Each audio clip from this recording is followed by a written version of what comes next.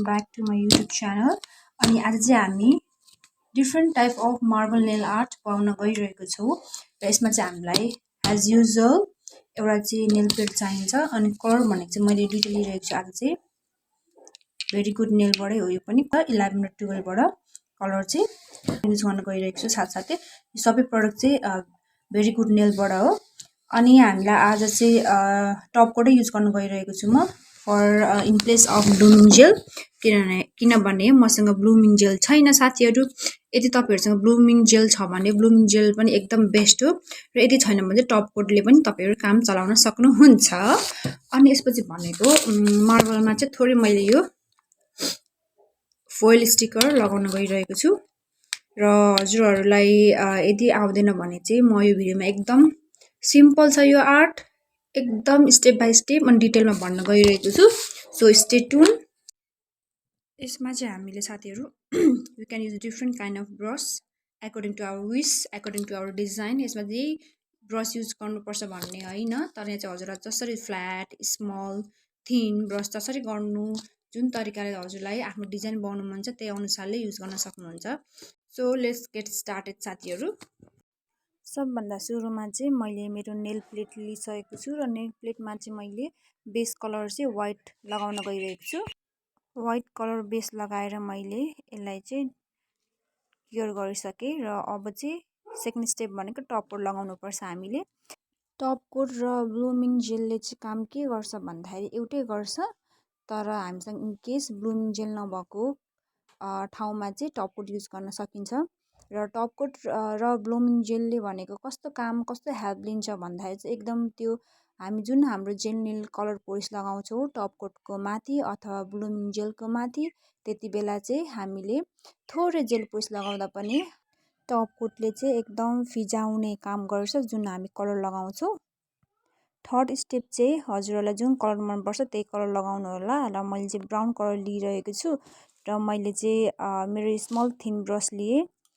तपाईहरुले ब्लुमिङ जेल अथवा top coat लगाउँदाखेरि कहिले पनि नसुकाउनु होला, किनभने सुकायो भने त्यो काम गर्दैन र मैले हजुरहरूलाई अगाडि पनि टेक्स्ट गरेर माथि देखाइदिएको थिएँ।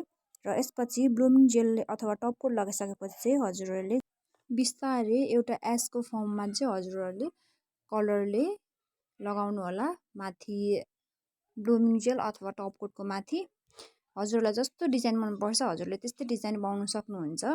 कुनै पनि यो हुँदैन कि तपाईहरुले एक्ज्याक्ट डिजाइन बनाउनु पर्छ भनेर।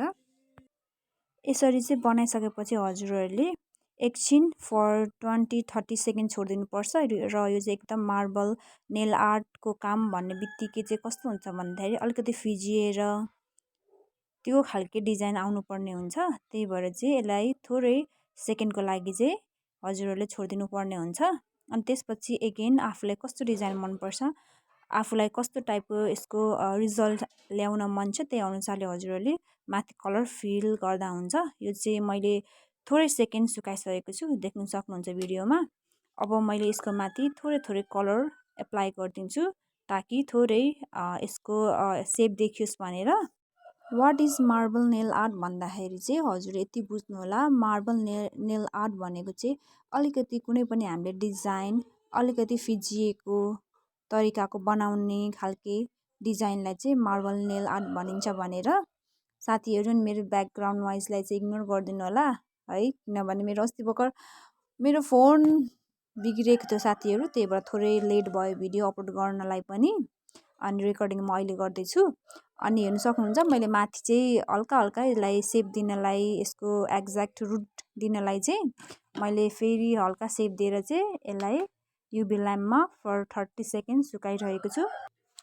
अनि सुकाइसकेपछि चाहिँ यसको डिजाइन आउटलुक यस्तो आउँछ साथीहरु। अनि यो माथि चाहिँ टप कोट फेरि एकचोटि रिअप्लाई गर्नु होला टु सेक्योर है। अनि त्यसपछि भनेको चाहिँ हामीले यो चाहिँ नर्मल डिजाइन भयो है, हजुरहरूले बनाउन सक्नुहुन्छ। डिजाइन मजाले इजी छ फर बिगिनर।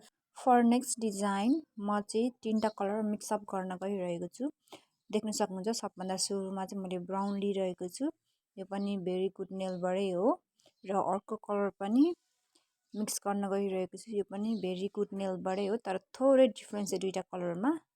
एउटा ब्राउन छ अनि एउटा चाहिँ हल्का अटम अटम टाइपको छ। अनि त्यसपछि भनेको म अर्को कलर पनि मिक्स गर्न गइरहेको छु, द्याट इज ब्लू कलर। अनि यो तिनटालाई चाहिँ हामीले के गर्नुपर्छ भने एउटा थिन ब्रसले तलमाथि अप एन्ड डाउन गरेर चाहिँ तपाईँहरूलाई कुन तरिकाको डिजाइन बनाउनु मन छ अथवा यसको मिक्सिङ कुन तरिकाले गर्न मन छ त्यही तरिकाले गर्दा नि हुन्छ। र मलाई चाहिँ अप एन्ड डाउन वेले गर्न मन थियो र मैले गरिसकेँ। अनि त्यसपछि भनेको त्यो जुन बेस कोट लगाएको थिएँ मैले व्हाइट कलरमा चाहिँ फेरि म टप कोट लगाउन गइरहेको छु। र टप कोट लगाइसकेपछि साथीहरू please please please marble nail art गर्दाखेरि चाहिँ कहिले पनि नसुकाउनु होला, किनभने सुकाउनु भयो भने त्यो मार्बल नेल आर्ट बन्दैन। चाहे ब्लुमिङ जेल लाउनुहोस् चाहे मार्बल नेलको लागि टप कोट लाउनुहोस्, कहिले पनि क्योर इट नगर्नु होला। अब मैले फ्ल्याट नेल आर्ट ब्रस लिएर यो जति मैले मिक्सिङ गरेछु मेरो नेल जेल कलर पोलिस, मैले चाहिँ यसलाई हल्का लाइट वेमा चाहिँ थोरै थोरै लिइरहेको छु, देख्न सक्नुहुन्छ।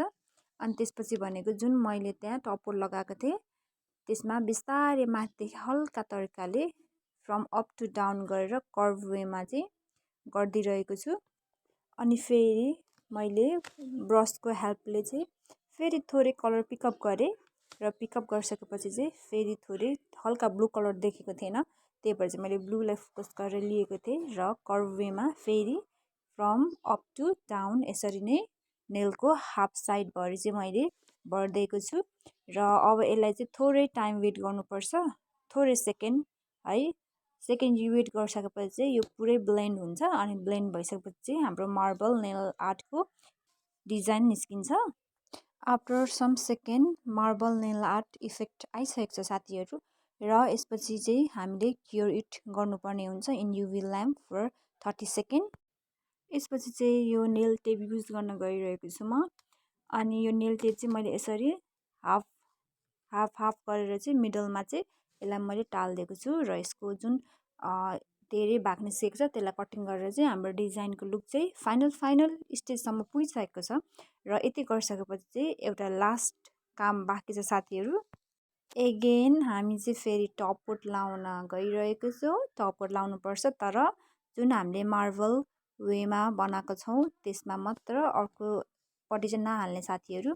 अनि यो किन हालेको भन्दाखेरि चाहिँ यो फोइल स्टिकरलाई टाल्नलाई। एक्चुअली चाहिँ मैले खासमा यो नगर्नु पर्यो भनेर सोचिरहेको थिएँ तर थोरै एक्स्ट्रा सिमरी देखाइदिउँ भनेर चाहिँ फोइल पेपर चाहिँ मैले युज गरेँ। अनि युज गरिसकेपछि चाहिँ साथीहरू लुक एकदम लाइक ब्युटिफुल आएको छ, जस्ट लुकिङ लाइक वाउ हो कि होइन साथीहरू कमेन्ट डाउन गर्नु होला। फोइल स्टिकरको कुरा गर्दाखेरि हजुरहरूले जसरी पनि स्टिकर पातलो अथवा बाक्लो अथवा कर्भ वेमा अथवा स्ट्रेट वेमा जुन तरिकाले पनि हजुरले लाउन सक्नुहुन्छ। र मैले चाहिँ यो हल्का बाक्लो पनि होइन पातलो पनि होइन ठिक्क तरिकाले लगाएको छु। हजुरहरूको इच्छा हो हजुरहरूले कसरी लाउन मन गर्नुहुन्छ। र टप कोट लगाइसकेपछि चाहिँ यसरी फोइल स्टिकर टालिन्छ र एकदम इजी हुन्छ।